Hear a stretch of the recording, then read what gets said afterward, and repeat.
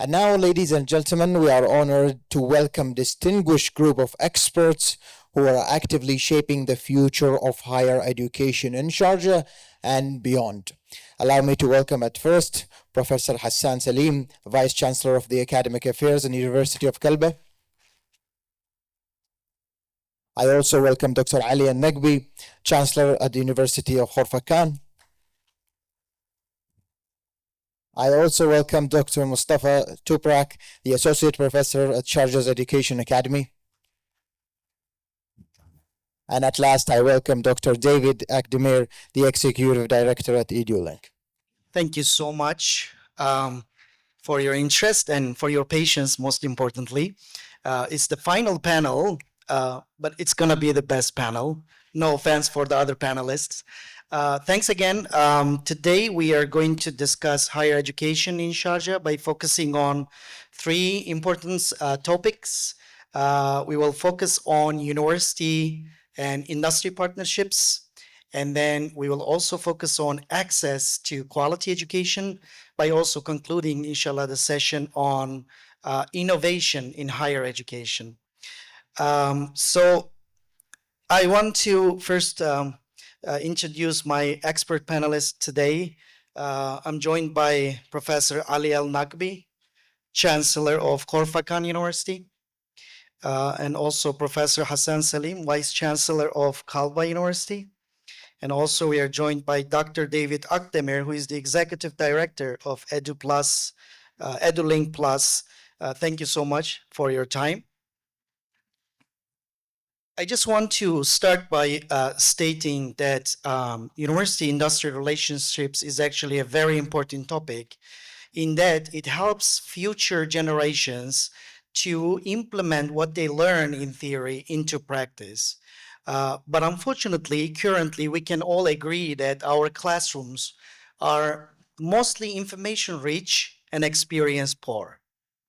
In that, and that actually means that there's a lot of room for improvement in helping future generations understand what is really working out there when they graduate. And unfortunately, there's a lot of room for improvement in terms of making sure future generations are job ready. But alhamdulillah, we have two newly established universities, Universities of Khorfakkan and University of Kalba, who have developed a very ambitious vision to ensure that we have generations, we have individuals who can drive UAE's economy further. So I want to start by asking a question to Dr. Ali. Dr. Ali, Khorfakkan University, I know you have created an excellent vision and you're doing great so far, but can you tell us how Khorfakkan University is leveraging academy and industry relationship, what efforts it makes to expand access to ensure that more individuals have access to equitable and quality education, and also how it fosters innovation in higher education level. Assalamu alaikum, everyone. Thank you, Dr. Mustafa, for having me over here. Good afternoon, everyone. This is a very good question, and I think maybe even Prof. Hassan later on will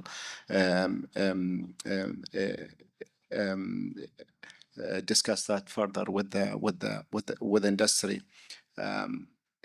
Unfortunately, lots of the conventional universities nowadays working in a silo away from the industry, and unfortunately they don't understand that those students who will be graduating in 4 years' time that will be working in industry, and if they are not within the industrial working together in collaboration with the university or institutions, they will find no jobs at the end of the day. So we are at the University of Khorfakkan. We have thought about this very thoroughly, and we had lots of initiatives to work with industry. And lately, we had a very good initiative with the Shara, the entrepreneurship firm in Sharjah Emirate, to come to the university and to take maybe some like one contact hour per week to speak to our students in the class. So they have kind of co-teaching within the group. So the students, when they look at that very highly, they look after them. So they won't become either like them, or they become ready for working with them, or other. That's one initiative that we are working on. There are lots of initiatives as well, but another initiative we are thinking of is shifting from the conventional thinking of the internship into the apprenticeship, so that students are not doing only 60 credit and doing 280 contacts a semester. No, they can go for a few weeks, a few months, and even a few years. It was illegally, academically, that you will be dismissed. If you miss 2 semesters, for example, you will be dismissed. That is a conventional university kind of. But nowadays, no, we force them, we encourage them to have that break for 2 years, 1 year, 1.5 years, and to come. And that will bring the class different kind of engagement. And there are other initiatives as well with the case studies, but I don't want to take longer time with that. Thank you. Thank you so much, Professor Ali, for sharing with us these innovative practices in higher education. I actually want to move from higher education to K-12 level by giving the floor to Dr. David. Dr. David, of course, we can all agree that there is a connection between K-12 schools, secondary schools, and higher education. So what can you tell about some practices that secondary schools can implement to ensure that students are better prepared and to have better experiences in higher education level? Thank you, Dr. Mustafa, for your kindness. And thank you, Sharjah, for your hospitality. So coming from United States, EduLink Plus is running successful schools. 65 campuses, 45,000 students. So we are big on STEM education and college and career readiness. So I hope I can answer this question. First of all, I want to start with my personal experience. So I was a very smart student in elementary and middle school and high school. So without actually studying after school hours, I was able to get all A's and 10s and 5s. And when I get to college, I realized it's not the same case. Like, yes, I was joining some courses, I was skipping some of them. Okay, there's a test tomorrow, and like if I don't study, I will be fine, I'm smart enough. So that didn't work that way. Like the first year, especially, the experience was pretty, challenging. So I realized that's not the case. So I had to change myself to become more resilient, to become more self-responsible, and that's how I was able to graduate from college. So same thing happens in Sharjah and all countries. Students in the United States, they graduate high school, and only like certain percentages retain in college and complete college or universities, you call. So that's a big deal in the United States as well. So for secondary schools, or there is a big goal, I would say, or responsibility to prepare our students for higher education.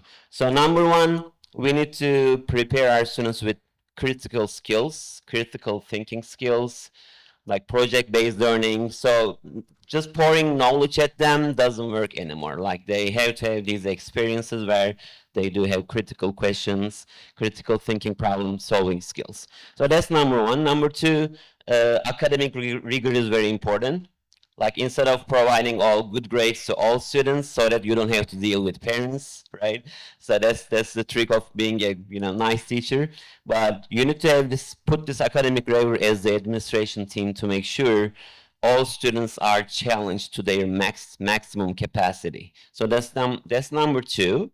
And time management skills for students, like providing those projects where they can submit their assignments on a timely manner. If they don't, they find the result of it, outcome of it.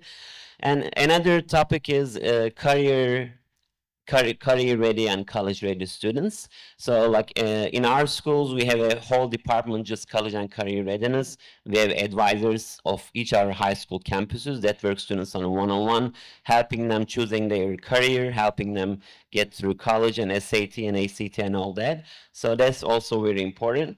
And preparing students with soft skills. So like communication, emotional intelligence, working with others, working with the team. So those are all the concepts that they need in higher education.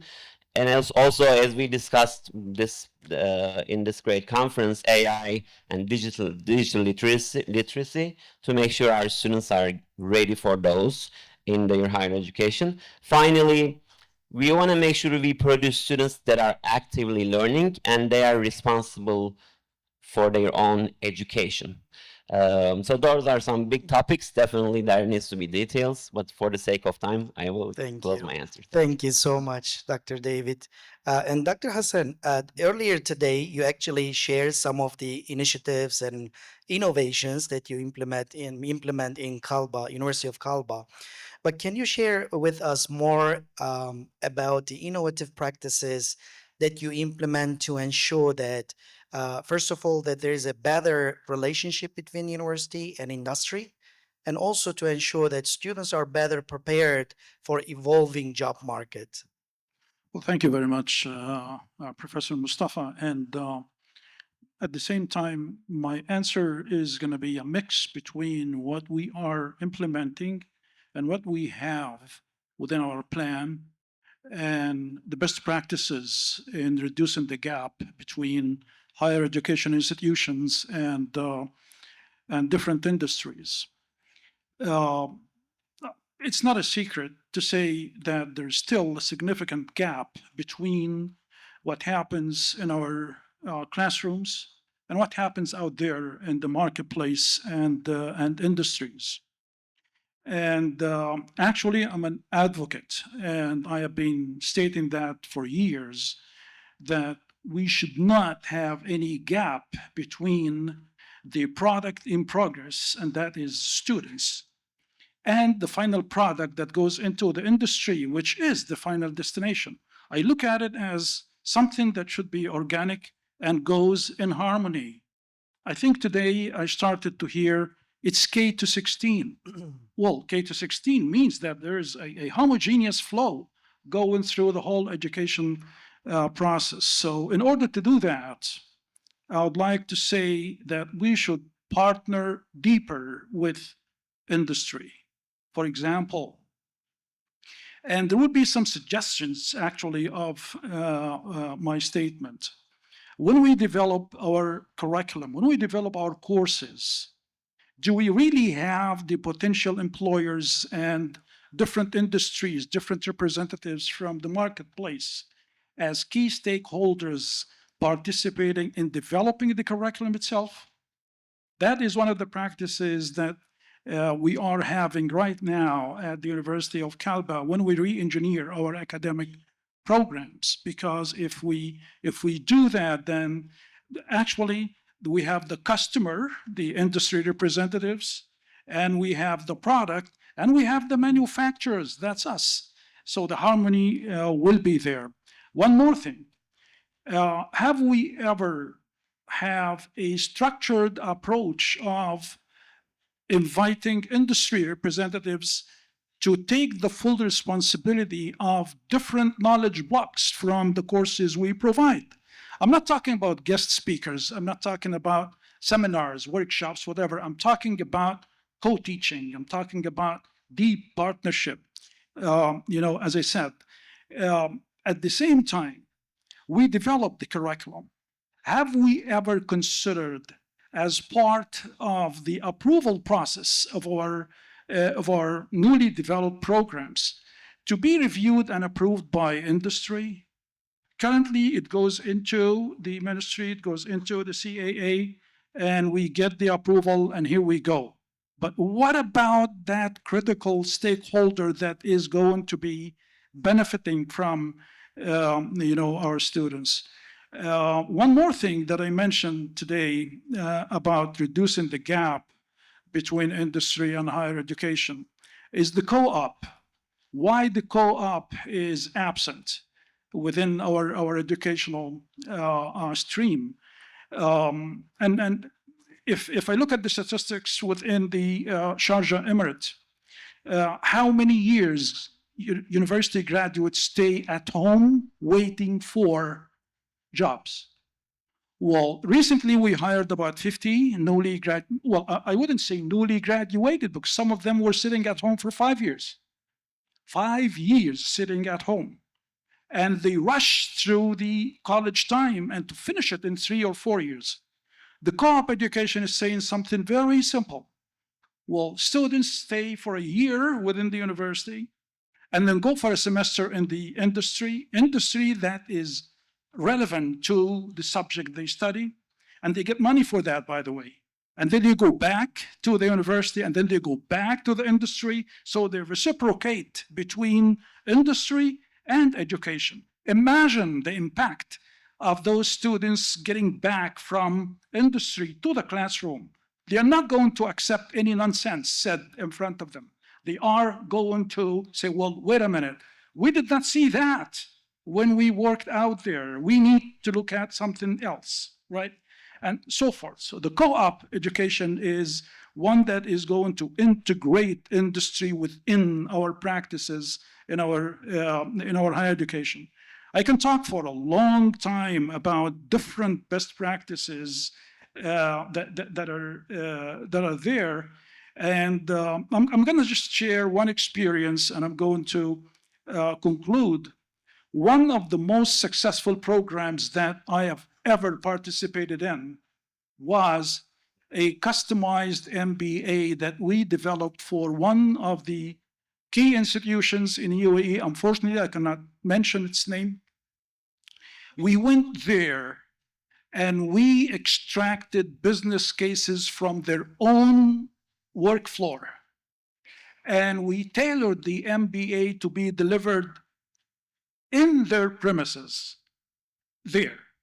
So can you tell me, is there a gap here? It's a zero gap between them and what we really teach them.